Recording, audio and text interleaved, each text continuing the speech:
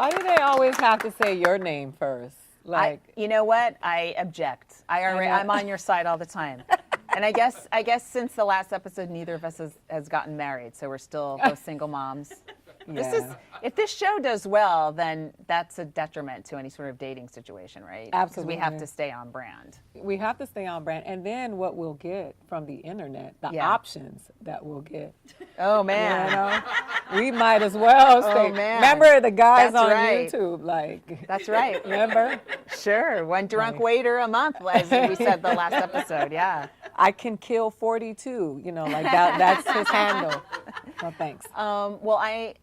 You're Aida Rodriguez. And she's Laurie Kilmartin. That's right. And so welcome back to Two Single Moms. We are a partnership with the Single Parents Alliance of America. That's starting to roll off the tongue easier and easier, but it is kind of lumpy sometimes. Well, I mean, it's just to keep it easy, SPAOA.org. Yep. Right? Okay. And then we don't have to say the whole word. SPAOA.org. SPAOA.org. Well, you know, the thing is, like, when I think about everything is work now. Yeah. Because when you're a single parent, everything is work. I used to be smart before I had kids. Yeah. And then, you know, I leveled off right around middle school. Like, Wait, your brain stopped growing? Yeah. Like, I was not helping with homework anymore after seventh grade. That. No. Oh, I stopped at kindergarten. I was like, this is beyond my range. I don't understand Common Core kindergarten math is too much for me. I'm not interested. Yeah. The fact that you said Common Core just gave me anxiety. It's horrifying. Because we had to learn the names of the curriculums of our children because it's a new day. Like when we were kids, my mom didn't know what type. I didn't get help. No, I never got homework help. No, and dang it, I had a thought and I lost it. But dang it. That happens to me all the time, by the way. I have it in reserve, and then I'm like, wait, what did she say? And then it's gone. Wait, what happened? Oh. I was really going to pile on and take this show to the new level. Yeah. And instead, we have a blank spot, but welcome to my life. But I don't know if that's aging or parenthood or anything. Like, it does feel like I did grow more compassionate after I had a child. Almost like too like I was pretty ruthless before I had a kid, and now I feel everyone's pain a little bit, and I'm like, you're an empath. That's I don't what want that. happened. I want to go back to my old serial killer ways of looking at the world.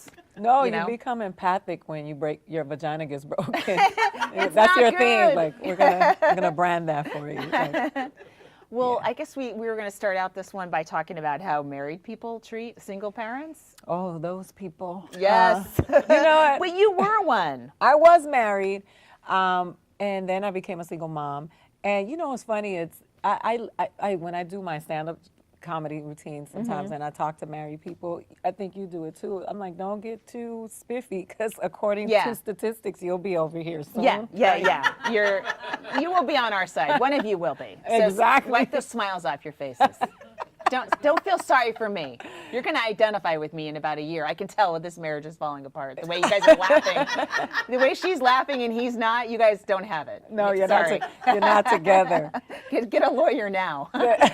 we should be able to tell couples from the stage which ones should lawyer up because we can tell already that you hate the same. You don't like the same things. No, and if she's laughing at the joke I'm making about men, she hates you. You know what I mean? And she's like, she brought you here tonight to teach you a lesson. You're getting out of it. What if your act is a conversation starter for some women? Like, I don't know how to bring it. I don't know how to tell him I want a divorce. I'm going to bring him to see Aida, and then we're going to talk about her act, and that's how you go into it. Maybe we can make some money doing that. Like, we could start a business right now. Every single mom needs multiple revenue streams, right? This is just another one. Yeah, that's another one. So, because they have agencies to help people get together, you know, there's sites. How about one to help people break up? Yes. Like, I think we'd get rich. Yes. We can show women this is how you do it. This is how you get childcare afterwards. This is how it's going to be when you break up. It's doable. This is the transition. And then you get to end up on a show on the internet in front of 8 audience members. I mean, the dream can come true. And Ben left. Ben is gone. We're down to 6 now. What happened? We lost 2 viewers. That's 25% of our audience. That's kind This of isn't like going well. It's like kind of like our real lives. Like even Craig Schumacher, the executive producer, even left. He was like, he did. he And went- why did he leave? to stay on brand. He was like, I don't want them to feel secure with a man around. We're leaving. I'm leaving. Yeah, he left to go to a football game, which is what they all do, right? They either leave you to go to a football game. Well, I'm going out to get booze. Like he should have just said he's going out to get cigarettes because he's never coming back. Make us feel warm and fuzzy because we're like, we know this feeling. You know? Well, it's weird. I live in a suburb, or I'm in a suburb now, and I'm surrounded by married people. There's a single person. I'm the only single parent, and I feel like the neighborhood's like I brought bad luck to the street or something, you know. And I just have one kid, and they all have 3 or 2 or 5, and so their families all fit together like these perfect puzzle pieces. And then I come with my one, and you know, it's like, where do I fit? I don't really fit. I wish I lived in like an apartment, honestly, in the city or something. She's pandering to me. You see that? She's like, I wish I lived in the slums with you so I could feel at home with our people. Whoa, that is not what I said, and I'd like you to roll the tape back. I'm saying the convenience of an apartment building is usually more single people in an apartment building and single parents. Yeah, no, I know, because we're broke and we can't afford a house. So 2 little stories. My ex-husband played professional football, but we weren't married when he started playing football, but we had our kid because we had kids when we were young, because that's how we do it in our families. It's a legacy to have your kids before you get married when you're really young. And so my ex, the wives of the football players looked down on me because I wasn't married. And, you're not part of that team, that club. Yeah, and it was like, as a single, you know, I was a single mom. We were together, but I was still a single mom to them. So I wasn't as valuable to, you know, the women who now have fights on Bravo. So, Damn, you know, they were judging me. And she's not castable with us. Yeah, exactly. I didn't fit in. But now, you know, my son went to Campbell Hall. And that's like a super elite. You have to be super smart to get in that. And expensive. Yes. So he got a scholarship, and he went to the school. And you know, it was really, really shocking because my son played football, and they have a ceremony. We didn't know until the day of the ceremony that the day of the ceremony, the football players give their mom a flower and a father a hat. And that was the day we learned that Omar was the son of the only single parent on the whole football team. Oh my God! And but my son is such a rock star. Like, he made them, because so they do this thing where they give the flower, they give the hat, and then they do this cheer. So at the end of it, he made his whole team, all his team, get on one knee and salute me. And it was. He always would do stuff like that to make me feel like I was okay. Like, you're still doing what they're doing, and you're doing it by yourself. He's the good one. My daughter's the evil one. So that was but that was the day when I realized, you know, how some married people feel about single parents. It's like you have leprosy. Yeah, know? it's like that could happen to me, and I don't want to get too close to that person. Yeah. Well, I will say in defense of Corbin Benson, his the wife, actor from LA Law. He has twins on the team. His wife would always sit with me because she was like, "I'm going to be with you one day." Aww. You know, she's like, "I'm married to a handsome guy. I know what's going to happen." She was always so nice to me, and she would sit with me, and she would just be. You know, she was just a person and treated me like a person, but I could feel the weirdness of being a single mom. It's also like, because you're a single mom, some people might think you're promiscuous, or I don't want her around my husband because she's lacking a man at home, you know. I hate that. It's like, you can keep your husband. I know. I'm okay where I am. Yeah. There's a reason why only one person married him. No one wants him. I think we can go on to our next segment. And I grabbed it. Am I being too? Tell me if I'm being too white. It's like being in my marriage. Like, I feel like, so It feels Okay. No, not at all. Oh, this is a segment called My Kid Lived Anyway. And okay, well, what are the things you've done as a single parent that you probably shouldn't have done, but your kid lived anyway? And I actually suggested this because I risk my son's life every day to make mine easier.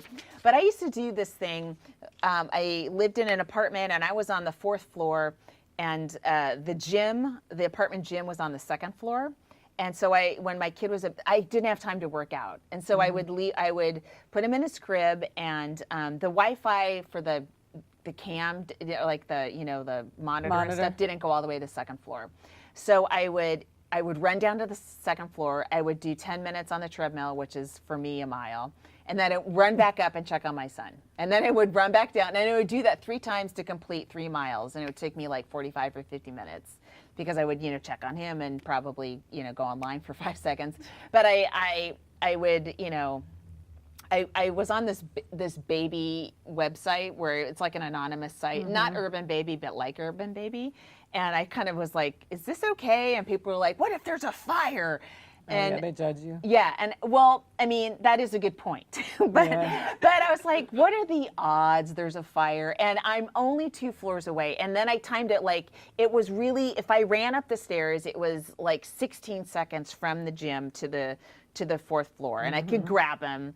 And I was like, I got to get my workout in, and the odds of there being a fire are pretty low. There's sprinklers all over this place. And so that's what I did until I didn't need to do that anymore. Dang, I wish I would have known you back then, because I could use helpful hints like that. Those are things on how you make things work. I like that's crafty. So this will be my first time talking about this, because there are things that happen as a parent that you feel guilty about, and you hold on to them forever, and the kids don't even remember it. Like your son doesn't even know anything about that. He doesn't know you risked his life for a workout. Like, he doesn't know that. Like, but he sees that ass and he goes, yeah, my mom looks good. But we went on a cruise, and they had childcare on the cruise, and so I did all this reading about the child care, and I did all this research. And so you could leave your kids, you pay for it with the child care, and then go do some of the activities that were not kid friendly. And we docked at Puerto Rico, and my ex-husband and I, we had a big fight about the whole child care thing, because I didn't want to leave my son in the child care thing, and and go to Puerto Rico, get off of a ship. And he convinced me to do it. And I'm paranoid. Yeah. So I always think that everything that happens on Law and Order is going to happen to me and my kids. This is your first. Your it's son my is first. Your first. Okay. And I'm already, I'm a young mom. I'm dealing with all the stigmas of being a Puerto Rican teenage mom. Blah blah blah. I checked all the boxes. So I felt really bad. So when I got back to the ship and I got to the child care, my son was the only child that was left at child care. Everybody took their kid to Puerto Rico, and I had the biggest meltdown. And I cried, I cried so bad. I broke up with him that day. But Wait, really? yeah, I did, because I was like, you rather go to Puerto Rico to have a good time and sacrifice my son. And I was like, I didn't want to do it. I was edgy the whole time. I was like, he could have gotten molested, all kinds of things. My son bonded with the babysitter and didn't want to leave, and I'm like, now he thinks that she's his mother. Like, he thinks I'm a bad parent. I'm thinking this is what I'm going through, but I have never been able to. I've never even told him that. He doesn't remember it, you know. But I felt like that day something horrible could have happened to my son, and I had a real tough time forgiving myself for it. So I think that's what my message is for single moms or single parents is, you got to forgive yourself for stuff like that. You cannot walk around. That reminds me, because I when my kid was born, I didn't like to think that he was fragile. I was just like, I got to get right back on my life. Right. And now I have a baby on my hip. Right. So I didn't do any vetting of babysitters. I'm like, he'll be fine. Yeah. Yeah. I didn't want him anyway, and he was born, so he'll be fine. Like he's okay. And I remember there was a young girl at this coffee house right near where I lived, and I hired her, You know, I'm like, she's 16. You know, I mean, opportunity. She can make some cash, and she was fine. You know, she was fine. But then later, I realized I just gave my baby to a 16-year-old that made my latte. What did I do? And I really wasn't careful in ways that you were talking about, because I maybe because I didn't want to admit that I had something so precious I could. I mean, if you were to lose that, you'd be devastated, and it's almost like too much emotion to really grasp. And you're like, he's fine, he'll be fine. You know, I don't know. I almost went the other way, where it was a little more, you know, cavalier to the outside world, because I didn't want to admit if something happened, I would collapse and die. Yeah, exactly. I mean, but you know what? I think that there's a healthy balance between that and here, because I was so paranoid that I coddled my kid to now that he's 25 and he won't leave. You know, like I can't get him to go. I know. I coddled him so much that I think that's unhealthy too. Like you have to, you can't treat him like a vase that's going to break, but you also have to take care of him. So it's, I think, a healthy balance somewhere. Hopefully. All right. I didn't mean Look, to she be. can't help it. You see that? Well, I And saw I her think- go like this. I wasn't sure if you saw it. That's all. Oh, okay. Yeah. Yeah, she's here again. She's here. Kate. Kate Hudson. Kate. Kate Hudson. Our Kate Hudson. I know. I was like, when I first saw the email, I was like, oh, I'm going to meet Goldie Hawn. I'm going to make her introduce me to her mother. So the next segment is about my story. Oh, cool. Great. Okay. So last time you kind of interviewed me to find out how I got here. And so now we're going to talk to you. You're Aida Rodriguez. And we've known each other a couple years. And you're so funny. I love watching you on stage. We work together a lot. We work together on New Year's Eve in New York City. Yeah, we do. December 31st. That's right. But we see each other out on the road. We see each other here in Los Angeles. And tell us how you got to be a single mom. Well, I'm a third generation single mom. Wow. And teen mom. So that's how we do it in our family. It's a family secret. How to It's your look special young. sauce. How you look young when the kids get old. But it's funny that a lot of the things that we've have experienced in life come with so much pain that we can make fun of it and laugh through it and get through it. So my brother and my sister just had their children this year.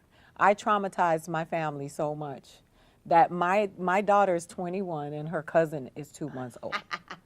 That's how they did not have children until they got married, until they became grown-ups. And You're like the family case study. Yes. We have to study Aida right now. She's like case law. And my mom I would always be the butt of the jokes, because my mom would be like, oh, I sent her to school one day. She came back with 2 degrees, a boy and a girl. Like that. That's how, I'm like the family punchline. But I became pregnant, pretty young. And I was very adamant about becoming a good parent and not feeling that stereotype of, there's this thing about Puerto Rican women that they have a lot of children from different men, and that they get their children young, and that everybody has their stereotypes. So I was so obsessed with not being that. My son was reading when he was 3. He's always been exceptional and advanced, and I just kept pushing him and pushing him. But I became a single mom. I married the father of my children, and we had another kid. But I was forced to marry him because of what people would think, because I was young and because I had a baby out of wedlock. And so I walked into a marriage that was destined to fail, because it wasn't like, I love you, you love me, it was we have this baby, what would people say? And then we got married and had our other kid, and then we survived in our marriage for an extended number of years. And then when so I read a lot about this, that sometimes there are men who latch on to women, and their life becomes that woman. And even when they have children, their life is still that woman. So when they divorce, they abandon the kids because it's always been about the woman.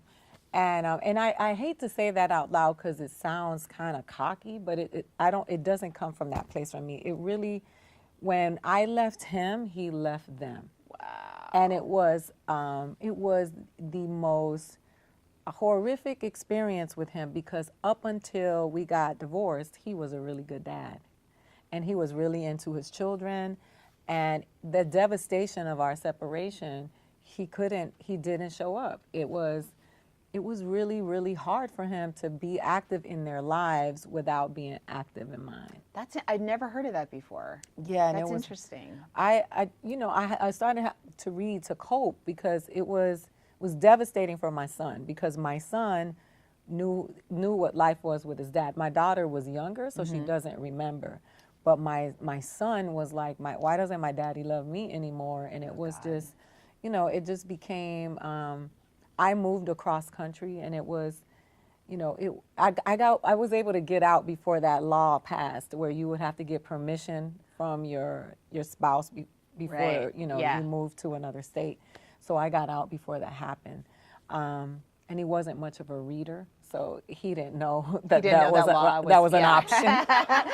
Yeah, it's good if they're not much of a reader. You can get away with more if you pick a guy who's not a reader. And that's what happened. So I moved across country, and his punishment, which happens to a lot of people, a lot of men do this to women, is that he was going to hurt me financially because then I would fail and have to come back. And that never happened. I was homeless with my kids. I did whatever I had to do, but I was not going back because it was a toxic relationship that wasn't going to be good for me or my children. How were you homeless with kids? Where do you sleep at night when you're homeless with kids? We did a Best Western tour. Wow. We slept at different Best Westerns. We got vouchers from the state. That if you're a mom and you're homeless and you're in a relationship that is abusive, there are a lot of options for you. There are a lot of, you can go get, you don't have to sleep in a shelter because you don't want to put your kids at risk. You can go get these vouchers, and then there are certain hotels that house moms and dads who have children and don't have money. And so what happened was it was the economic oppression is how, what he thought would be the method that would get me back to him. And so I had a job, and my ex played professional football. His friend was a football player that owned a company that I worked for. I got fired. My apartment was their West Coast office that they wrote off, so they were paying the bills. And so they stopped paying my rent, and they didn't tell me. And so one day a sheriff came to my house and got me and my kids, and we had to go. And that was a moment, a defining moment for me, because that was the moment that I said, I'm not going back, and we're going to be fine. And so my kids lived a life like the kid in Life is Beautiful, because what I did was I created this alternate reality for them where they didn't really know what was going on, just me. And if we went to a Best Western, they remember hotels from going on trips. I just created this life where I was like, I was going to carry the burden, and they were going to live their lives, and they were going to go to school, and they were going to still be productive and do what they were needing to do until I figured out my life. And so I found all these resources. I'm not ashamed to say that I was on welfare and that I got food stamps, because I was really working towards giving a better life to my kids. And so I would do whatever I needed to do that was moral for me and legal to give them a better life. And that's what I did. I started looking up all these there are resources for people. There's a lot of them on Single Parents Alliance of America, yes, too. And you have to use your resources. And one thing that you have to throw away is that pride. The pride will hurt your children. So what I did was I said, look, this is our life. This is what's going on.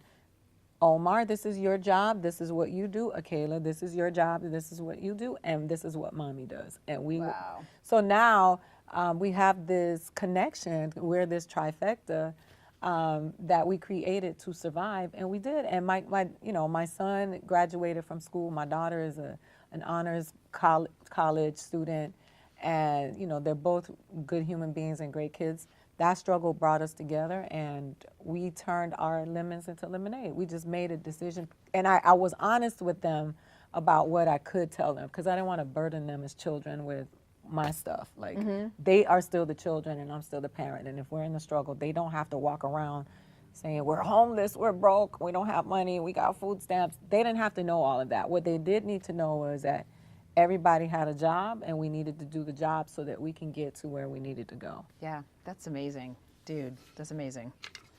All right, let's move forward to this next segment. It's called Presents. Why does everyone give me presents for my kid on my birthday or Christmas? That is so irritating. Yeah. It really is. Please You throw it know, away. I have an Amazon wish list, okay? And there's like foot scrub on it for me. Yes. I never get it. All I get is more Legos. Yeah. Hey, I don't want Legos. I Oh, don't yeah. play with Legos. You don't want, and you said it, we were talking on the phone yesterday, you said you don't want gifts that are going to add to your workload. Oh my gosh, somebody gave me like an electronics kit that I had to put together. I'm like, no, what time do you think I have? Yeah. Give me, if you're going to give me a gift for my kid, give me crayons and paper. Yeah. Because I can open a box of crayons and I can cut open a batch of paper and leave them alone with it. Don't give me a homework assignment when you give me a Christmas gift. Yeah. So I believe that question came from my frustration. One of the things that I believe is important is to not just educate single parents, but also educate the people who are in the lives of single parents. Single Yes. parents are always the sacrificial lamb. You know, we always, everything we do, I remember I would go to the mall thinking I'm going to buy myself an outfit, and then I feel guilty and I buy the clothes for my kids, and then I'd be wearing the same thing over and over again. When you buy a gift for a single parent, buy them a gift. It is okay. You're not being more honorable by buying something for their children. Split it. Buy something for the kid, buy something for the mom. The mom could really use it. The dad could really use it. Yeah, just go, what would make your life easier? Yeah, you're You still a know, a person. gift card, you know, at Target or something, Yeah. you know, anything like that. What would make your life easier? And Not, I think this would make your life easier. Here's a blender you have to learn how to work. Yeah. And also, it just lets people know that you're thinking about them. Yeah. Because you feel alone sometimes when you're a single parent, and you're like, you know, you get in these moments where I know I had these Tupac moments where I was like, it's me against the world. Like, I'm going to go do this. And I just get into this, I got to survive. And Yeah. then, so, you know, when my friend I remember my friend bought me this like throw blanket that was just for me, and it was like mommy's throw blanket, special blanket. And then, you know, she wrote, my friend is mean and funny, and she wrote like, this is for mommy only, with capital letters, don't touch mommy's blanket. It was like a whole bunch of different things reminding my kids that the blanket was just for me. The other thing, the best thing you can give a single parent is time. Yeah. Right? And one of my best friends took my son to Disneyland, because I never want to go to Disneyland. I don't want, it just seems horrible to me. It seems like lines and anger. And so not only did I not have to go to Disneyland, but I had the day to myself. Yeah. And it was awesome. And if you have a single parent in your life where they don't have a dad or a parent that takes the kid, so you've got, like in your situation where you're nonstop parenting, someone were to take your kids for the day, for a couple hours, even to a movie, and give you 3 hours alone, it's heaven. It's better than anything you can buy is time. I think my friends were scared to do that because they think I wouldn't come back. They were like, I'm You not got one foot out the door anyway. With a house arrest anklet. Well, you want to do this one? Sorry. I can't help it. Okay. It's a cookie jar. I want to reach in it all day too. Oh, okay. So, dilemma of the day. Oh, good. I feel so overwhelmed having the kids all the time. My baby daddy does not help at all. And no, can you say baby daddy? My baby daddy? My baby daddy? Yeah. Yeah. Okay. Now Why? I don't feel so bad because, you know. Oh, you want me to read this one? No. I just Okay. wanted the white lady to say my baby daddy. Yeah. Dude, you're the one that was married, not me. We're breaking stereotypes. We're turning into each other. It's so funny. So my baby daddy does not help at all and is nowhere to be found. How do you guys find a break to breathe and get some alone time? Wow, that's weird. We kind of just said it, right? Yeah. Get someone to take your children. Good friends that have good jobs and money. Don't hang out with other single broke people like you. Yeah. You know, you gotta find a good network of people that got good jobs, the friends that get good gifts, the ones that know who the good spas are. You know, not another single mother that's crying over a green bean casserole. Like, you gotta find somebody that's. This is what I did. I created a network with my friends who were all single moms, right? And we created this. That's what the blog is about. We created a network where everybody had a function, because I have a friend who dresses so inappropriately that she has no business at a PTA meeting. So I was like, I'll be the PTA mom. But she can't be trusted to dress for it. No, it's just like all the judgment and all the stuff we already gonna do. Sure. But she could cook really well. Yeah. So she would do the cooking. Yeah. And then I have a friend who would love sports, so she would do all of the sports stuff and go with the kids to track, and she likes to drive, so she would do the driving. And then we have another friend who's useless, but she's a good person and very patient, so it was good to have her around because she would diffuse a lot of the stuff. So we created this network, and then every weekend somebody would get the weekend. Yeah. But our kids were always together because we couldn't afford babysitters. So all the kids grew up together, and now they're like cousins, you know, and that's awesome. All of them. So, you know, it's your weekend. You go do whatever you want, and then we would be together with the kids. I moved my mother in with me. Oh, how's that working out for you? It's it's everything you think a mother would be. You know, she's, where are you going tonight? What time are you going to be back? So I'm getting those questions, which I guess I'd have to answer if it was a babysitter, you know. But that's one reason I don't date very much, because I feel like I can't bring a guy home while there's an 11-year-old and a 79-year-old, like, and we're all using the same bathroom. Like, it just doesn't, it's not going to work. There's no guy I want to see my actual life. I can't show it to him. So for me, like finding time, first of all, she said the guy doesn't, throw the paper like we'd like to throw that baby daddy. He doesn't help, which is awful. I mean, to me, that's a broken relationship if the guy's not doing his share of the chores and stuff like that. I find time early in the morning, which just sucks because I'm a late owl. I'm a night owl. Like I don't like, but that's the only time anyone leaves me alone is 6 a.m. So I'll get up, but I'll do like a 10-minute meditation. You know, I don't even do the full 20 like you're supposed to, much less twice a day. I'll sneak in like 7 to 10. And usually I'm just chanting, I hate him. But it gets it out of my system and stuff. But it's early morning stuff before they wake up. Between my son and my mom. And then when they're babies, that's even harder because they're not on they'll wake up at 6 a.m. with you, or they'll wake you up at 4 a.m. It's really hard to find time when they're babies. When they get to be a teeny bit older, then you can start to reassemble your life, and it kind of looks like how it used to. But I don't know how old her kids were, but it's so hard when they're young and you don't have a helpful partner. Yeah, I think you gotta budget your time. You gotta budget your time like you budget your money, and you have to prioritize taking care of yourself. Not just because for the reasons like you have to take care of yourself because you have to take care of your children, but also because your kids are children are observational learners. And they're learning your behavior. So if you take the time to take care of yourself and you prioritize taking what's important to you and the things that you need to do, then your kids will learn to do that for themselves. And I think that's really important. Totally. Cool. Well, I think we're on to the last segment of this show, which is how we like to end all of our shows. All of them, all 2 of them. But also what we do on the Single Parents Alliance of America.org website is people talk about what they're grateful for. And it always, I mean, if Oprah does it, you should do it. That's how I live my life. And she's always talking about gratitude lists and stuff like that. She does. I feel like the people, the creators of this show, they looked us up Yeah. And they saw our routines and they saw who we are. Yeah. And they're forcing us to do this gratitude Oh, thing because they know they know. They look a little bitter to me. Let's.